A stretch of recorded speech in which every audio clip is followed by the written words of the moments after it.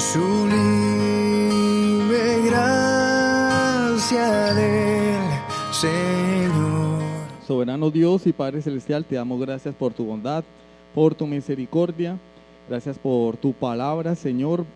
Vamos ahora a ser enseñados en estas doctrinas tan importantes para nuestras vidas y te pido que seas tú, Señor, ayudándonos a extraer principios prácticos para poder aplicarlos a nuestra vida cotidiana. Enséñanos, Señor, a andar en tus estatutos, a imitar a Jesucristo, porque te lo pedimos en el santo nombre de nuestro Señor Jesucristo. Amén. Bueno, vamos a continuar con la clase. Hermano, ya habíamos visto eso, sí, ya lo habíamos visto, pero recuerden que en la última ocasión hablamos del pacto de obras, ¿sí se acuerdan? Hace 15 días. El pacto de obras, y ya dijimos que era el pacto de obras, algunas características del pacto de obras, ¿cierto? Hoy vamos a hablar un poquitico de cómo se estructura el pacto de obras a la luz de los tratados imperiales del vasallaje. Recordemos que los tratados imperiales de vasallaje es un documento histórico que nos narra cómo era que se ordenaba el mundo antiguo. Un rey conquistaba un reino más pequeño, imponía su voluntad, exigía a ese pueblo ciertas demandas y como consecuencia de eso, pues si obedecían, tenían algunos beneficios, si se desobedecían, pues se morían, había un castigo.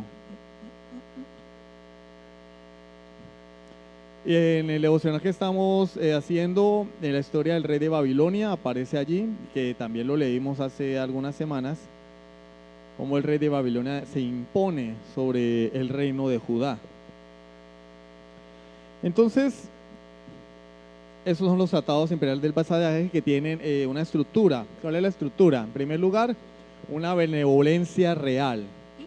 Es decir, el rey se presenta como alguien digno de ser seguido, y se habla de sus atributos, de sus cualidades, de sus muchas victorias. ¿Sí? Es un prólogo histórico.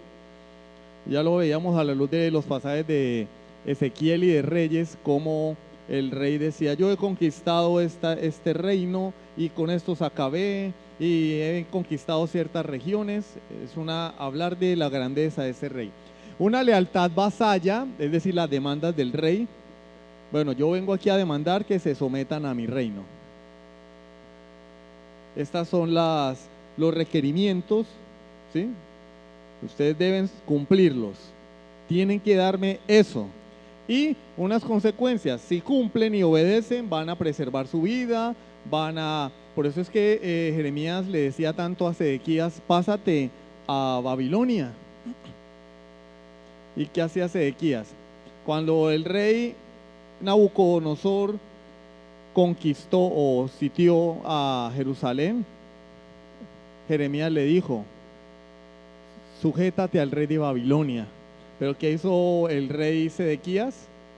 El rey Sedequías buscó la ayuda de Faraón para romper el pacto que le había impuesto el rey Nabucodonosor. Recordemos que Nabucodonosor quita al rey Joaquín del reino, ¿cierto? Bueno, en Jeremías aparece el nombre Conías, pero es lo mismo. El rey Joaquín lo quita del reino y pone a Sedequías, su tío, que era Matatías, y le cambia el nombre y le pone Sedequías y lo pone por rey. Es decir, él impone su voluntad. Ahora tú vas a ser rey, me vas a obedecer. Pero ¿qué hace Sedequías? Rompe el pacto. ¿Y qué sucede como resultado de ello? Como resultado de no oír la voz de Dios, porque Dios a través de Jeremías le estaba diciendo: no te unas a Faraón. Si tú desobedeces a Dios, Dios va a arrasar con esta tierra. Deja de escuchar a esos profetas que dicen que vamos a vencer a los babilonios. No los oigas. Humíllate. Y Sedequías dijo no. Como cualquier parecido con la realidad es pura coincidencia, ¿no?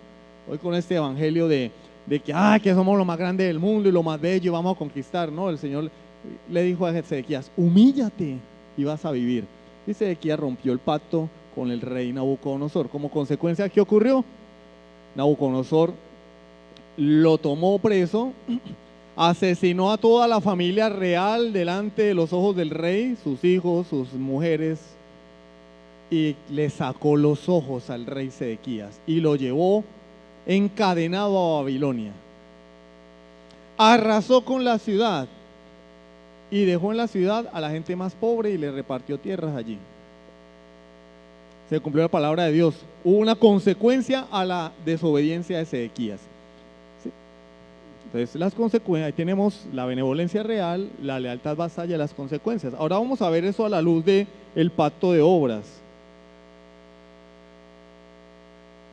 Recordemos que el pacto de obras es el pacto que Dios estableció con Adán en el huerto del Edén cuando lo creó. Y ya vamos a hablar un poquito porque hay personas que creen que nunca hubo un pacto, que hay como la Biblia no dice que Dios hizo pacto, pues entonces, pues no hubo pacto. La Biblia no dice Dios pactó con Adán, no, entonces no hay pacto. Vamos a ver qué tan cierto es eso.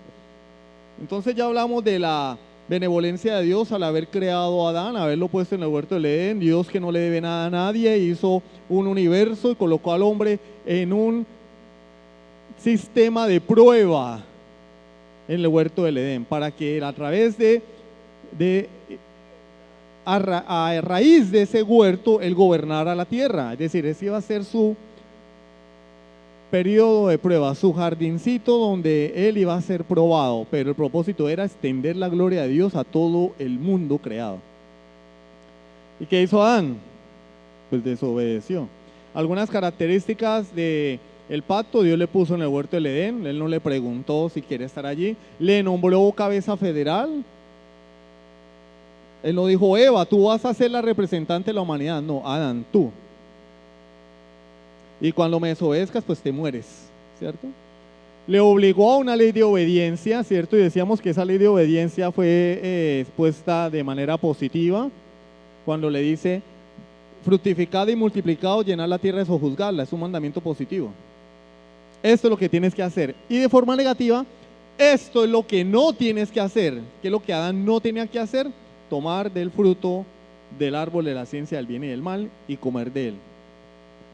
Ahora bien, no es que el fruto del árbol de la ciencia y del bien y del mal tuviera poderes, ¿no? Entonces, claro que si agarraba el fruto, cuando comiera del fruto, iba a experimentar el poder del fruto. No, no, no, no.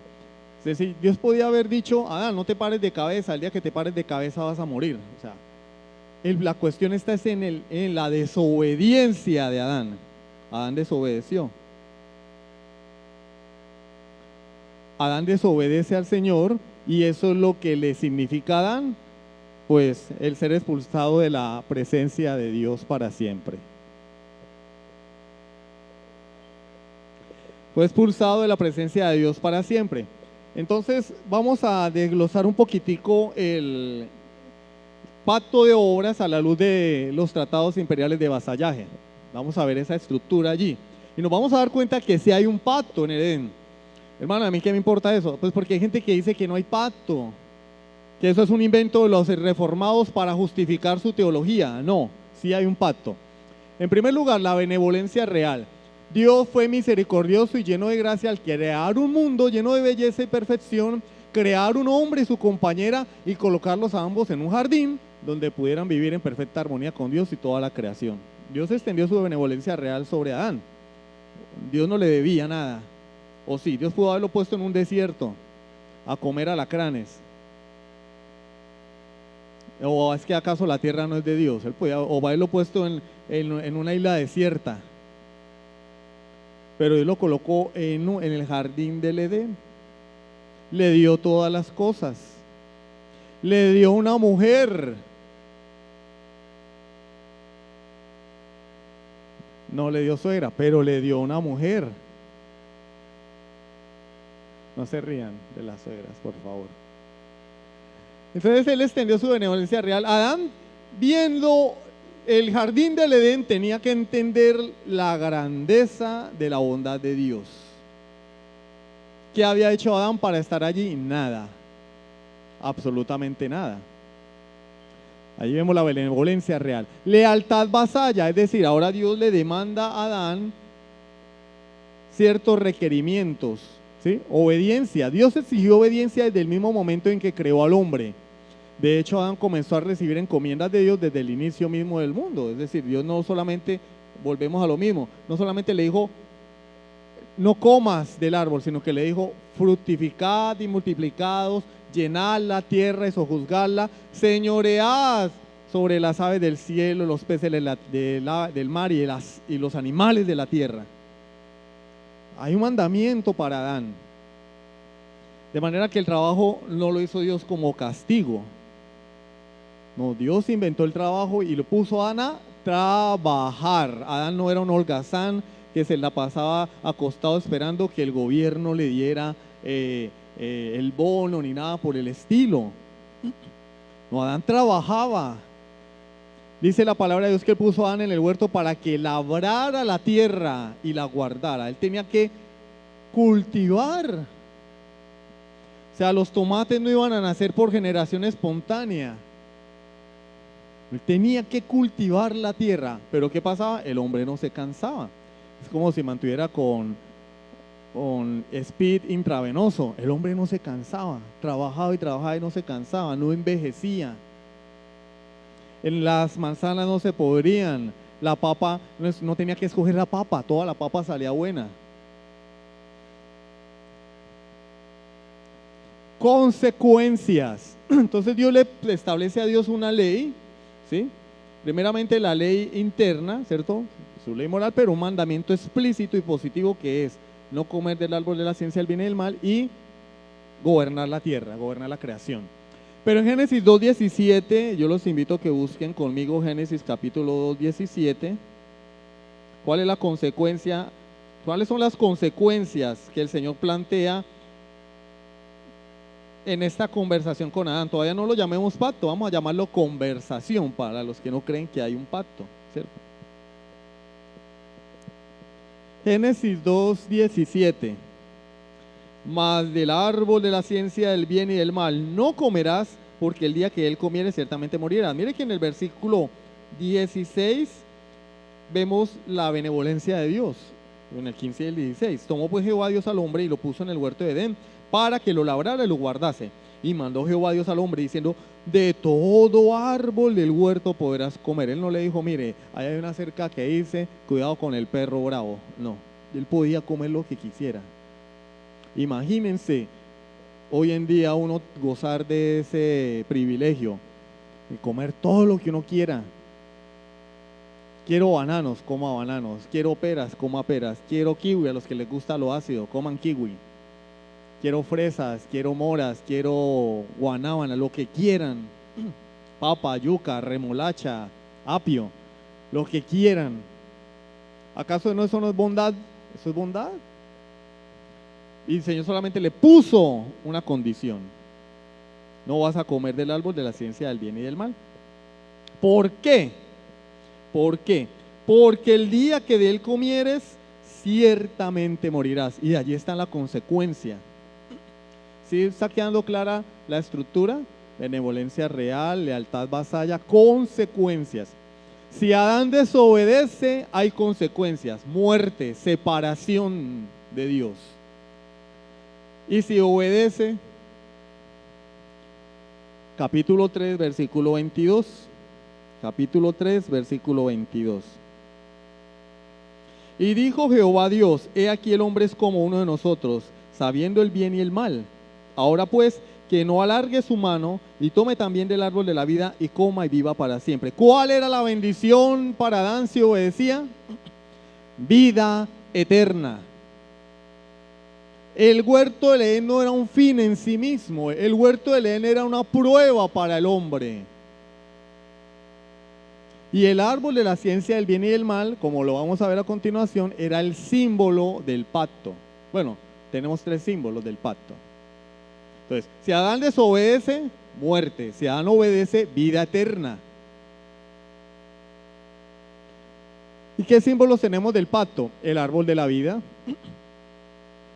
No era que Adán fuese a... Entonces, Adán pecó y cuando van a cerrar la puerta del huerto del Edén, así como en las películas de ciencia ficción, se lanzó y agarró el fruto del árbol de la vida y lo mordió y ¡bum! Se volvió Super Saiyajin.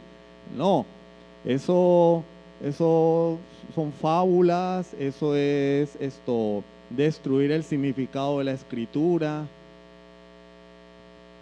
No, el árbol de la vida simboliza, era un símbolo visible de la recompensa que Adán tendría si obedecía al Señor.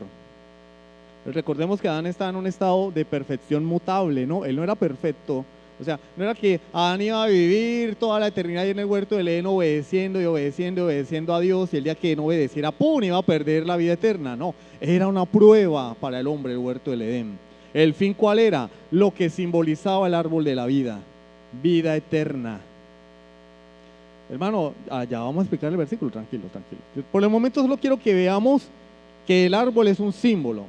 Claro, es un árbol real, así como en el pacto de Dios con Noé hay un símbolo que es el arco iris. Es un arco iris de verdad. Hay un arco de colorcitos que surge en el cielo de 7 colores, porque el de la comunidad LGBTIH1N1 es de 6, el de la Biblia es de 7, ¿cierto? 7 colores que simboliza el pacto de Dios con Noé. Él dice: cuando yo vea mi arco en las nubes, me acordaré del pacto que he hecho contigo, con la creación, de no volver a destruir la tierra con agua. Ahora la destruyes con candela, ¿cierto? Aquí hay un árbol físico, pero ese árbol es un símbolo de la vida eterna. Y ya les voy a explicar qué es lo que significa cuando dice, no, que alargue la mano y que tome el árbol, ¿cierto?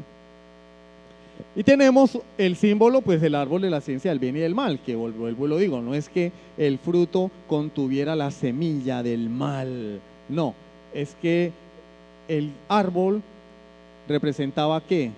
Lo que sucedería con el hombre si desobedecía, muerte.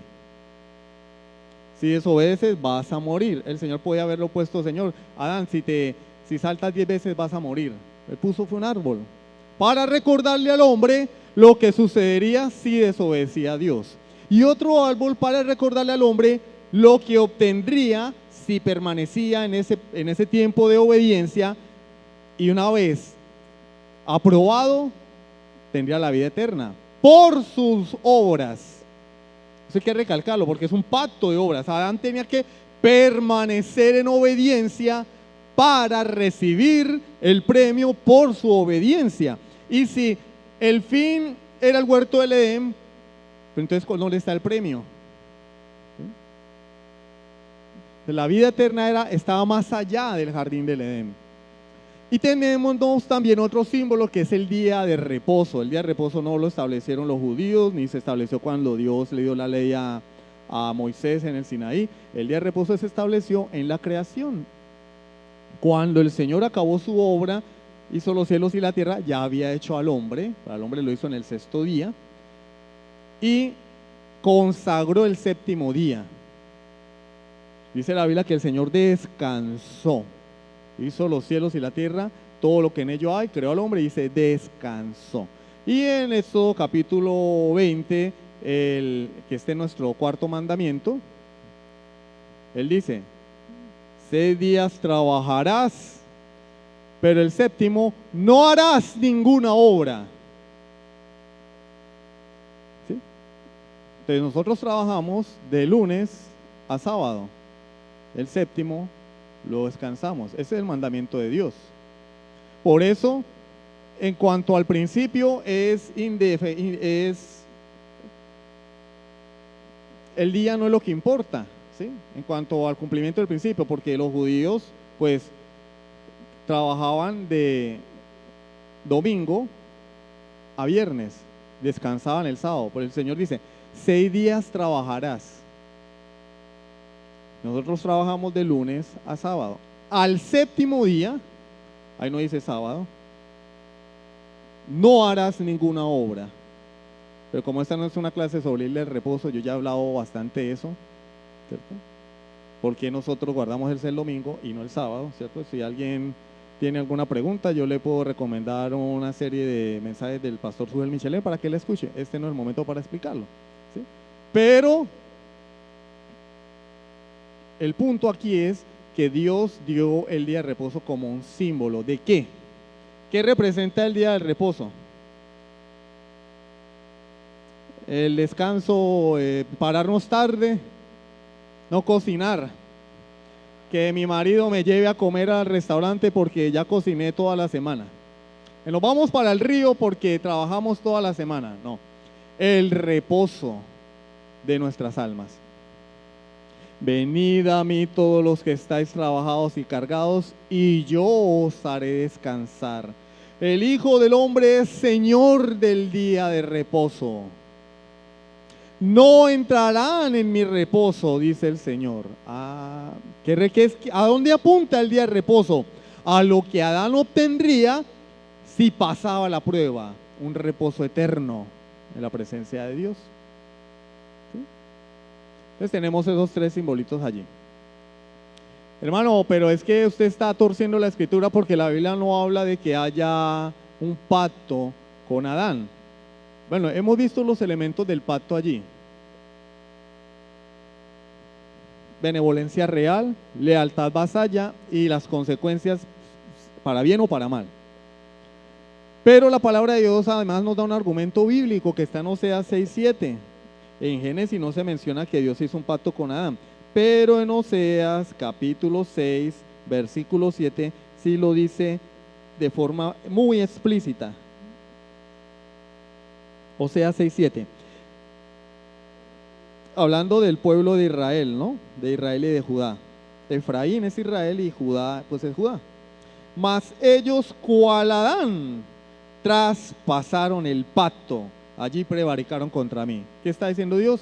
Yo hice un pacto con Adán y él lo violó. Vosotros también habéis violado mi pacto. Eso es lo que está diciendo Dios. Ellos, Israel, como Adán, cual Adán, de la misma forma que Adán, violaron mi pacto, traspasaron mi pacto, quebrantaron mi pacto. Entonces Dios hizo un pacto con Adán. Porque los dispensacionalistas dicen que no, que eso es un invento de los bautistas reformados. Ahora bien, quiero ampliar un poquitico este punto, las consecuencias de la violación del pacto, porque sabemos que si el hombre obedecía, vida eterna, ¿cierto? Reposo eterno. Pero hay consecuencias para la violación del pacto. Por ejemplo, en primer lugar, muerte espiritual. Muerte espiritual. No, hermano, ellos no murieron, sí murieron. El momento en que ellos violan el pacto, ¿qué sucede? Dios les da una segunda oportunidad, les dice, bueno muchachos, yo los entiendo, ustedes hasta ahora están empezando, ¿cierto? No. Inmediatamente los echó del paraíso. Fuera de la presencia de Dios para siempre.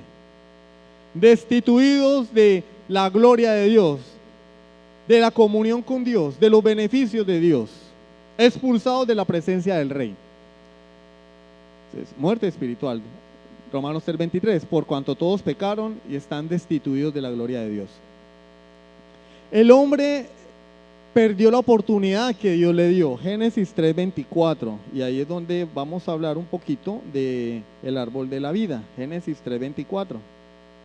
Génesis capítulo 3, versículo 24. Echó pues fuera al hombre y puso al oriente del huerto de Edén querubines, una espada encendida que se revolvía por todos lados para guardar el camino del árbol de la vida. ¿Qué hizo el Señor cuando Adán pecó? Dijo, ahora tengo que echarlo de aquí porque ahí está el árbol de la vida, y puso querubines y una espada que se revolvía por todos lados. Imagínense qué hubiera sido de Adán y Eva si hubieran intentado regresar al huerto. Hubieran sido asesinados. Él no puso un ramo de flores frente al huerto, puso una espada. Pero cuando el Señor dice, no sea que alargue su mano y tome el árbol de la vida y coma y viva para siempre, lo que quiere decir eso es que el hombre perdió la oportunidad que tenía de alcanzar la vida eterna por sus obras.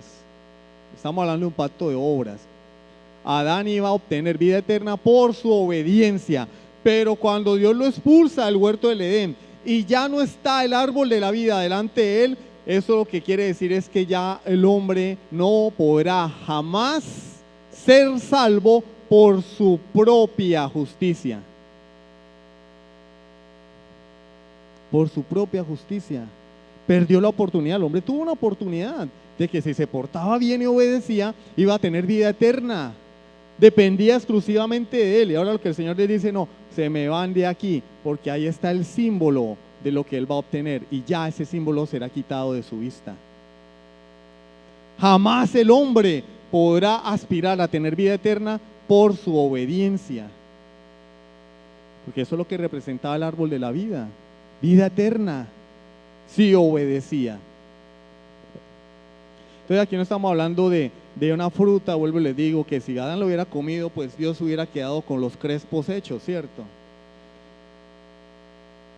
Cuando llevan a cerrar la puerta, Adán salió corriendo, esquivó a los querubines, se tiró, comió la fruta y la mordió en el último momento. No. Lo que quiere decir esas palabras del Señor es, el hombre jamás podrá volver a estar delante de mí bajo un pacto de obras. Ese árbol le será quitado de delante de él. No podrá acceder a ese árbol por su obediencia, porque ese era el símbolo del pacto de obras.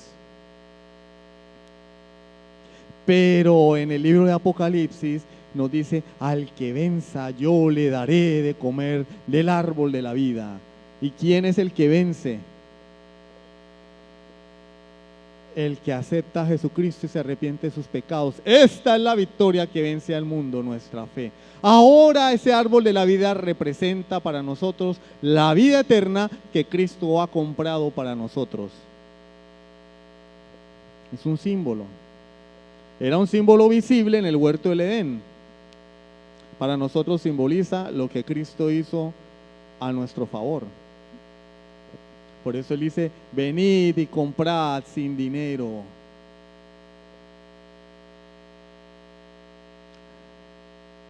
¿Sí está claro lo del árbol de la vida? Si no fuera así, ¿qué objeto tendría tener un árbol de la vida ahí? Son símbolos del pacto de Dios con Adán. La muerte física. Entonces el hombre perdió la oportunidad. Romanos 3:20. Ya que por las obras de la ley ningún ser humano será justificado delante de Dios, porque por medio de la ley es el conocimiento del pecado. El que quiera ahora obtener la vida eterna a través de las obras está en la olla, porque el Señor dijo, ya no más, ya no más. Ningún ser humano será justificado delante de Dios. Muerte física, Génesis 5:5. Génesis 5:5. Miren que cuando Adán sale del huerto del Edén, nosotros leemos Génesis y decimos, uy, mire, Matusalén vivió 969 años. Uy, eso era mucho vivir, ¿no? Y Adán vivió 930 años. Uy, eso era mucho vivir, ¿cierto? Y Mahalaleel vivió 895 años. Uy, eso era mucho vivir. Pero es que el propósito de Génesis 5 no es decirnos que estos hombres vivieron mucho, que casi no morían, no. El propósito de Génesis 5 es lo que cada uno de estos versículos dice al final. Génesis 5:5. Y fueron todos los días que vivían 930 años. Y murió. La maldición del pecado. Y murió. Acá en esta lista no hay una sola persona de la cual no se diga que no murió. De la cual se diga que no murió. Y Matusalén vivió y no murió. No, Matusalén vivió 969 años y murió. Este Génesis 5 nos muestra es el cumplimiento de las amenazas de Dios para el hombre. Lo cumplió cuando el hombre pecó, lo sacó de su presencia y después dijo, te mueres. Porque la muerte natural, física, es consecuencia de la muerte espiritual. Entonces el Señor cumplió muerte física. Otra consecuencia, introdujo a la humanidad a un estado de pecado y de condenación, como dice el Catecismo Menor Bautista o Catecismo de Spurgeon. nos introdujo en un estado de pecado y condenación. ¿Cuándo? Pues cuando Adán pecó. Nos arrastró con él. Romanos 5, 17 al 19. Romanos capítulo 5, versículos 17 al 19. Como está escrito, te he puesto, estoy leyendo el 4. Romanos 5, 17 al 19. Pues si por la transgresión de uno solo, Adán, reinó la muerte, mucho más reinarán en vida por uno solo, Jesucristo, los que reciben la abundancia, la gracia y el don de la justicia. Así que como por la transgresión de uno vino la condenación a todos los hombres, de la misma manera por la justicia de uno vino a todos los hombres la justificación de vida. Porque así como por la desobediencia de un hombre los muchos fueron constituidos pecadores, así también por la obediencia de uno los muchos serán constituidos justos. Y acá, si ustedes leen esto, vamos a entender por qué Jesús es el segundo Adán. Adán fue puesto a prueba, Jesús fue puesto a prueba aquí en la tierra. Adán venció, Adán fue tentado, Jesús fue tentado. Adán cayó y fracasó, Jesús obedeció y triunfó. Pero ahí vemos que por el pecado de Adán nosotros estamos ahí también involucrados. Hermano, ¿yo qué culpa tengo de que Adán haya pecado? ¿Yo por qué tengo que pagar los platos rotos de la desobediencia de Adán? Porque Adán era nuestro mejor representante. Adán era como el Messi de los cristianos. Yo soy bicho lover. Bueno, entonces él era el Cristiano Ronaldo de los cristianos. Porque Cristiano Ronaldo es cristiano. Pues claro, sí. Era nuestro mejor representante. Si en la selección hay que patear un penalti, ¿ponen a quién? Ponen a Messi, porque es el mejor que lo puede patear. Y si él se equivoca, nadie le va a decir, mire, patea torcido. Tiene 2 pies izquierdos, patee bien. No, porque ellos saben que nadie puede patearlo mejor que él. Y nadie podía aspirar a obedecer la ley de Dios más que Adán. No había nadie mejor como Adán. Ninguno de nosotros es como Adán. Sin pecado. Inocente. Nadie. Si él cayó, ¿cuánto más nosotros? Era nuestro mejor representante. Él cayó, nosotros caemos con él. Así como si pierde la selección, pues pierde todo el país. Si el presidente entra en una guerra con otra nación, pues todos quedamos involucrados. Nos caen las bombas acá, igual, y hay recesión económica que nos afecta a todos. El nuestro representante, por eso Adán es cabeza federal del pacto de obra, ya lo explicamos. Y en último lugar, corrompió a toda la creación. Génesis capítulo 3, versículo 17. Cuando el Señor pronuncia la maldición sobre Adán. Génesis 3, 17. Y al hombre dijo, por cuanto obedeciste a la voz de tu mujer. Si ven, hombre, no le hagan caso a la mujer. No, mentira. Bueno, no falta el que diga eso. Mira que Adán la embarró porque le hizo caso a la mujer. No, pero eso tiene su contexto, ¿no? Obedeciste a la voz de tu mujer y comiste del árbol de que te mandé, diciendo, no comerás de él. Maldita será la tierra por tu causa, con dolor comerás de ella todos los días de tu vida. Espinos y cardos te producirá y comerás plantas del campo. Con el sudor de tu rostro comerás el pan hasta que vuelvas a la tierra, porque ya fuiste tomado, pues polvo eres y al polvo volverás. ¿Qué pasó cuando Adán pecó? Maldijo Dios la tierra. Entonces, cuando estén haciendo esos calores que estaban haciendo temprano en la mañana o ayer en la tarde, digamos, está la maldición de Dios por causa del pecado del hombre. Que haga calor, no, que yo esté sofocado por el calor, porque Adán no se sofocaba, no se cansaba, pero por causa del pecado, ahora nosotros sufrimos el hecho de vivir en una tierra maldita, donde hay muerte, donde hay terremotos, donde hay huracanes, donde hay maremotos, donde hay inundaciones. Es que el Señor, si Dios fuera justo, no sucederían los huracanes ni los terremotos. No, porque Dios es justo, porque la tierra fue maldita, no porque Dios lo haya querido o haya sido su voluntad de forma positiva. No, la tierra fue maldita por el pecado de Adán. Fue maldita según la voluntad de Dios de forma negativa, es decir, Dios maldijo la tierra, pero no porque él lo haya maldicho, sino porque fue la consecuencia del pecado de Adán. Y Dios es justo. Adán, si tú pecas te mueres, y toda tu descendencia y la tierra contigo. ¿Y qué pasó? Don Adán tenía para escoger. ¿Y qué escogió don Adán?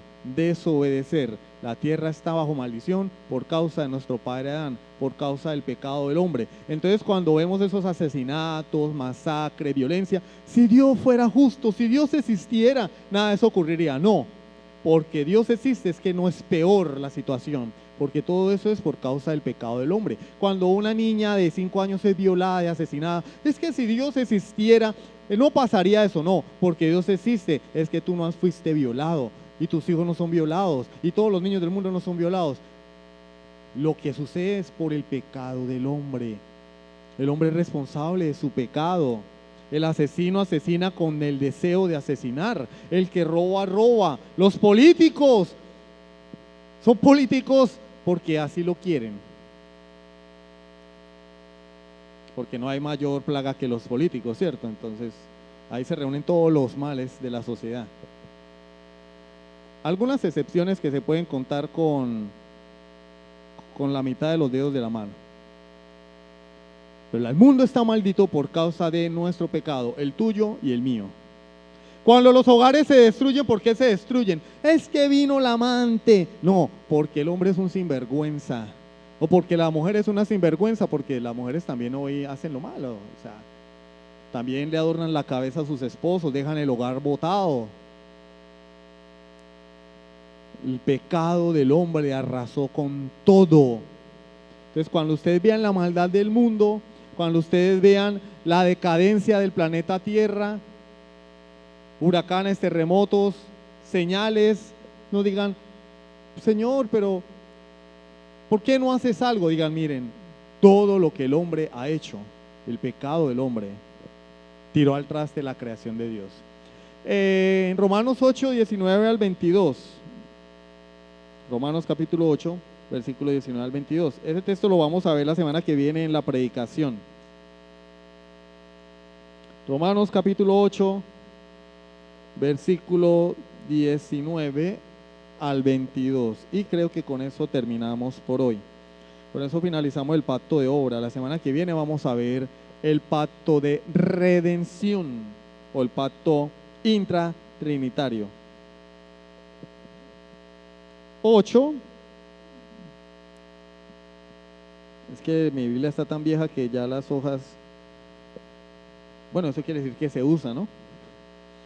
Porque el anhelo ardiente de la creación, es aguardar la manifestación de los hijos de Dios. La creación, ¿cierto? Los animalitos, las montañas, los mares, los ríos. Porque la creación fue sujetada a vanidad, no por su propia voluntad, sino por causa del que la sujetó en esperanza. Porque también la creación misma será libertada de la esclavitud de corrupción a la libertad gloriosa de los hijos de Dios. Porque sabemos que toda la creación gime a una y aún está con dolores de parto hasta ahora. ¿Qué es lo que está diciendo la palabra de Dios?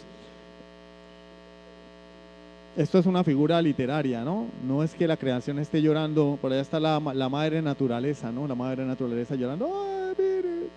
Los maremotos y los temblores, no. Es un lenguaje poético. La creación no gime. Sí, los mares braman.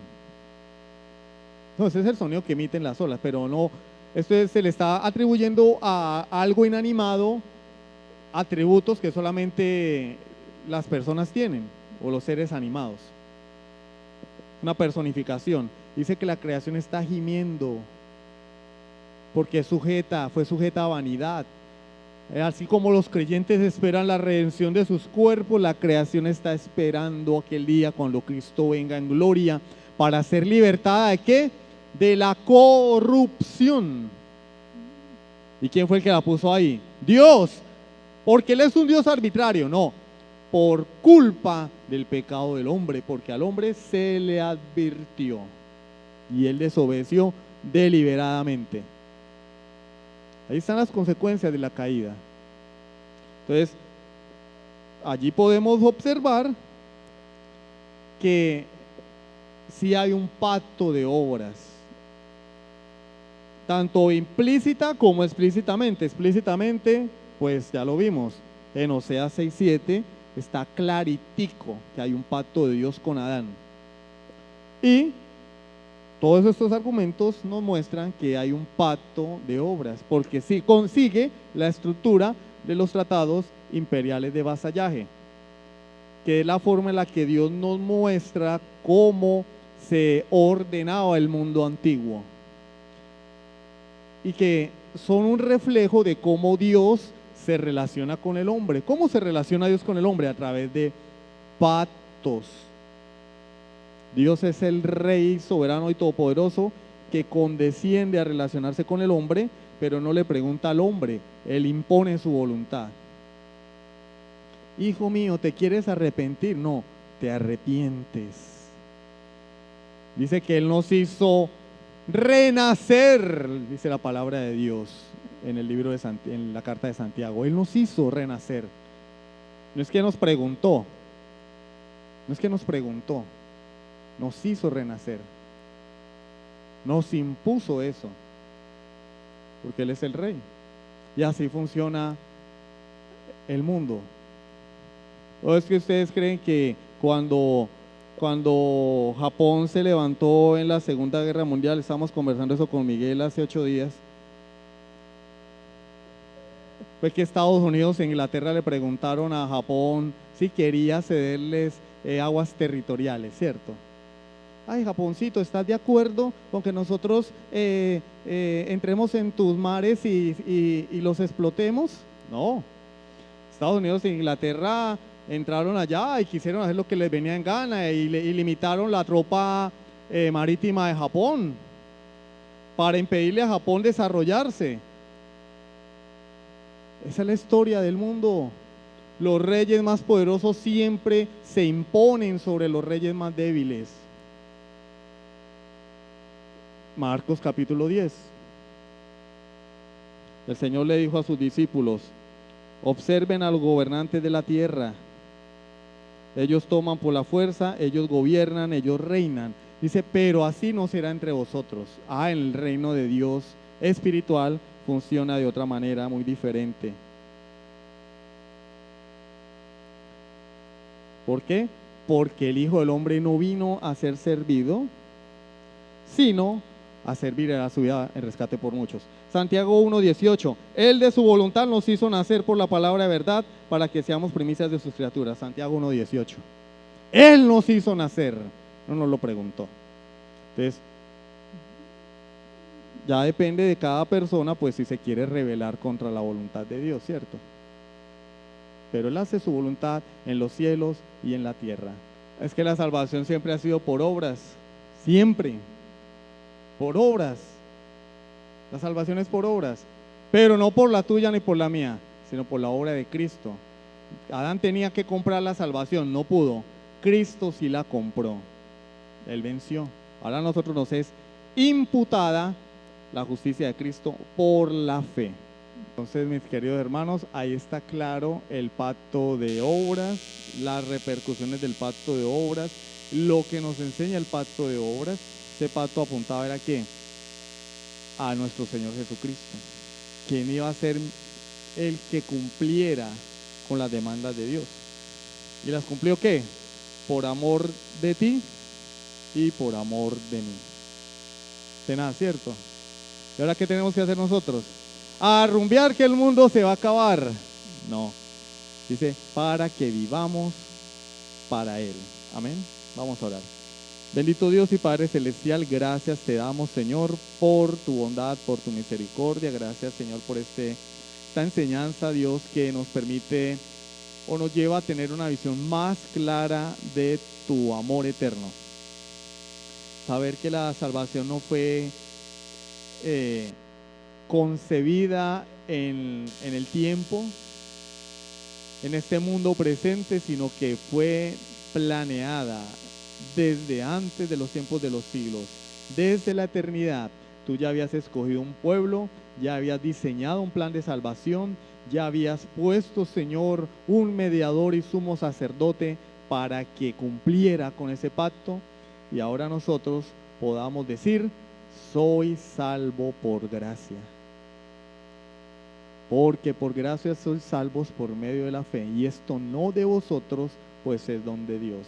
Y contemplar con asombro la grandeza de tu misericordia, tu amor y la grandeza de nuestro Señor Jesucristo. Y de esa manera podamos vivir con esperanza, sabiendo quién fue el que nos compró y a quién le pertenecemos. Dios mío, bendice a tu pueblo, llévanos a nuestros hogares, guárdanos de todo mal, porque te lo pedimos en el nombre de Jesucristo. Amén. Sublime gracia del Señor.